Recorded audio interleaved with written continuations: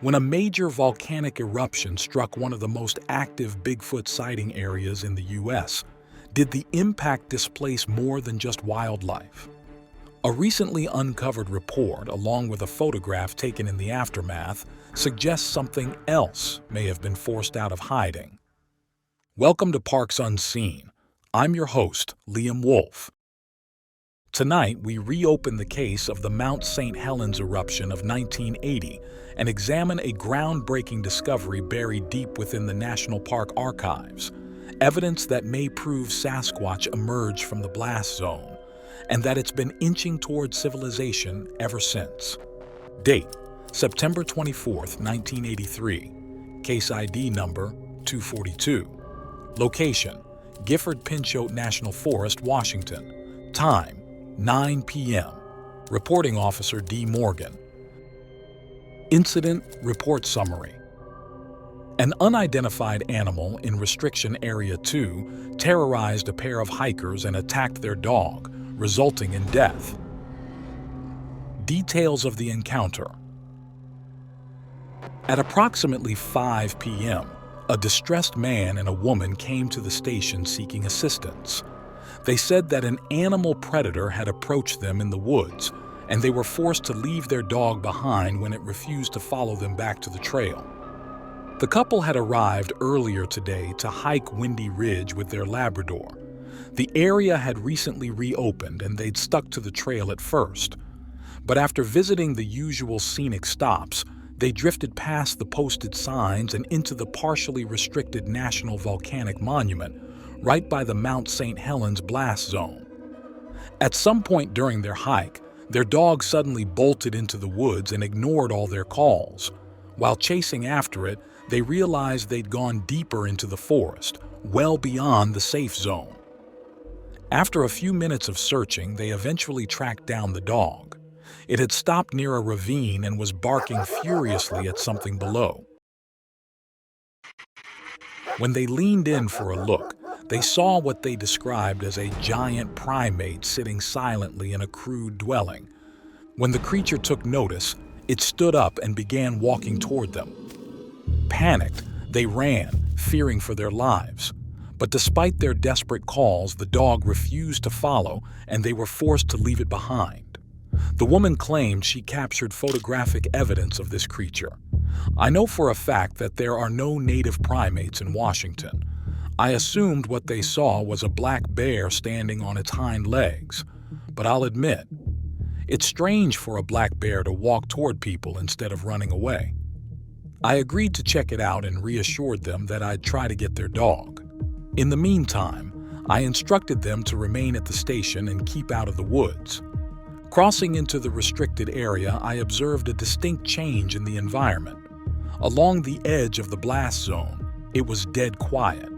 There were no birds, insects, or any movement, just wind and trees. I was skeptical that a black bear would inhabit this area due to the lack of prey, but not long into the trek, I discovered claw marks on several trees, big ones. Shortly after, I picked up the smell of rot. I followed it to the carcass of a bull elk.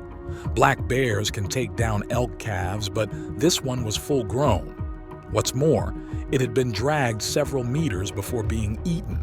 I traced the drag marks all the way back toward Truman Trail.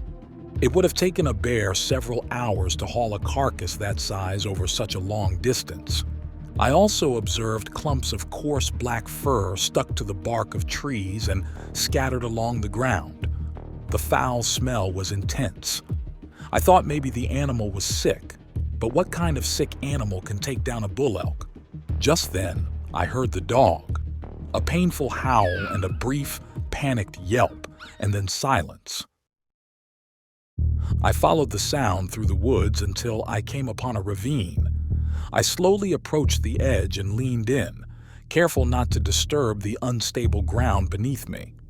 Below, in a small makeshift dwelling, I saw the back of a massive creature crouched down, surrounded by several animal remains. Its dark, matted hair almost looked singed, and even from about 15 feet away, the stench was overwhelming. I needed a better angle to confirm what I had seen, and to see if the dog had fallen prey. Then, from down there, I heard a faint jingling sound, like a bell. I carefully circled the edge of the ravine, staying low and trying not to make noise.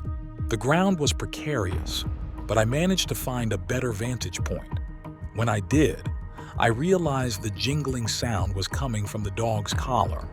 The creature was hunched over the dog, ripping into the carcass like it hadn't eaten in days. Its long fingers gripped the meat like a human. I couldn't make out the face, but the posture reminded me more of a gorilla than a bear. There was no saving the dog, and I wasn't armed. I crept out of there before it saw me and raced back to the station before dark. Once safely inside, I broke the news to the couple. They were devastated naturally, but relieved and grateful to have escaped themselves. I also confiscated the woman's camera for evidence. Relevant photos will be filed with this report. This highly unusual incident requires immediate action. I urgently recommend the complete restriction of civilian access to the National Volcanic Monument, expansion of the safe zone borders, and a thorough investigation into the origin of the dangerous species now inhabiting Restriction Area 2.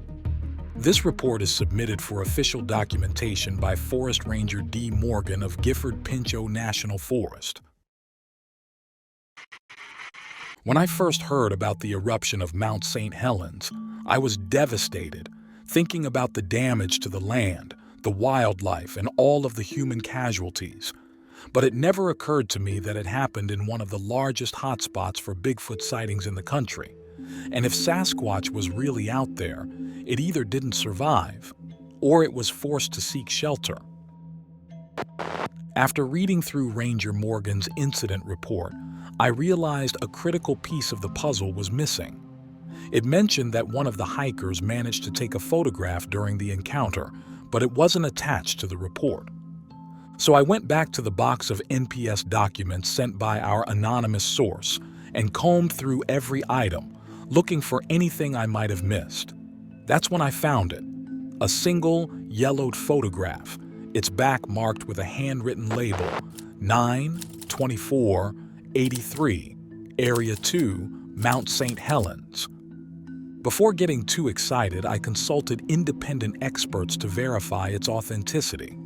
According to them, the image was developed from genuine 35mm film, likely shot on a consumer camera like a Canon AE-1 or a similar model widely used in the early 1980s. What I'm about to show you has never been released to the public.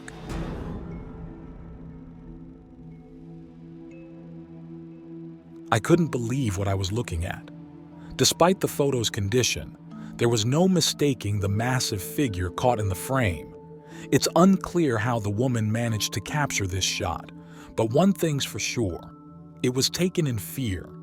Whatever came out of Mount St. Helens after it erupted, I don't think it was any animal we know, not even close. So, what exactly happened at Mount St. Helens all those years ago? Mount St. Helens. For 123 years it was dormant, but today the volcano exploded with a powerful force that turned daylight to dark. On May 18, 1980, Mount St. Helens erupted in the most violent volcanic event in U.S. history. The blast flattened 230 square miles of forest, wiping out everything in its path: trees, wildlife, and dozens of human lives. Ash rained down as far as the Midwest, and the eruption's force was equivalent to 1,600 times the power of the Hiroshima bomb. Entire regions of Gifford Pinchot National Forest were sealed off. Thousands of birds, reptiles, amphibians, and large mammals like elk and bears all perished. Surviving populations fled to surrounding areas, throwing the ecosystem into chaos. Food chains collapsed, and even small mammals that lived through the initial blast died from lack of food, water, and shelter. 2 years later, the U.S. Forest Service designated 110,000 acres of land as the Mount St. Helens National Volcanic Monument, setting it aside for long-term scientific study. The goal was to observe how an ecosystem recovers from total devastation without human interference. At first, the closure made sense. The ashfall, unstable ground, and risk of further seismic activity made the area dangerous. But some regions stayed closed much longer than expected, even after wildlife had begun to return. Species like Roosevelt elk, Columbia black-tailed deer, and smaller mammals such as squirrels, pocket gophers, and mice quickly repopulated the area. Yet access to these zones remained tightly controlled. The general public was outright banned from entering, while park staff were allowed in only for specific government-approved duties, and even scientists could only gain access through special permits. Even local residents grew frustrated with the restrictions. Some argued, "You don't need 20,000 acres to see how vegetation comes back." But scientists were steadfast, insisting that studying the recovery required observing everything, from the smallest details to the entire landscape. Folks began to question their motives, wondering if maybe it wasn't just about ecological preservation and monitoring. Maybe there's another reason some areas have remained off-limits, even years after the eruption. The Gifford Pinchot National Forest, and by extension Mount St. Helens, has a long history of Bigfoot sightings going all the way back to the 30s. Did you know that? It's one of the most active regions for encounters in the Pacific Northwest. In fact, the Bigfoot Field Researchers Organization reports that Washington has one of the highest numbers of sightings in the entire country. So I started thinking, if Sasquatch had been living in the remote wilderness around Mount St. Helens, the eruption would have completely destroyed its home. If it survived, it would have been forced to flee, likely deeper into the surrounding forest, seeking out the safest, most secluded place to inhabit. And consider this, massive evacuations were coordinated by multiple state and federal agencies. Even in one of the most remote and densely forested regions of Washington, helicopters swept across the flattened terrain. If the government had stumbled upon a previously undisturbed Sasquatch habitat, maybe even an entire community, what would they do? Would they tell the public, or would they quietly lock down the area for years, calling it scientific study? We cross-checked some of the details mentioned in the report with our own research. The creature reportedly dragged a full-grown bull elk, roughly 700 pounds, into the deep woods before feeding.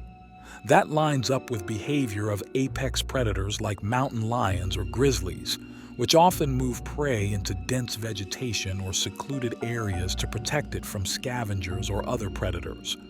On the other hand, black bears, the most common large predator in the area, are primarily scavengers, not ambush killers, and they rarely take down healthy adult elk. Instead, they usually feed on carcasses left behind by other predators or animals that are already dead. Another detail is the hiker's dog, reportedly a Labrador, which the creature snatched up and killed in seconds, feeding on it immediately like it hadn't eaten in days. That kind of desperate behavior is commonly seen in displaced predators following major ecological events, like the Mount St. Helens eruption. With food chains collapsing and territories shifting, animals start taking risks and lashing out. That could explain the aggression, but not the nature of this predator.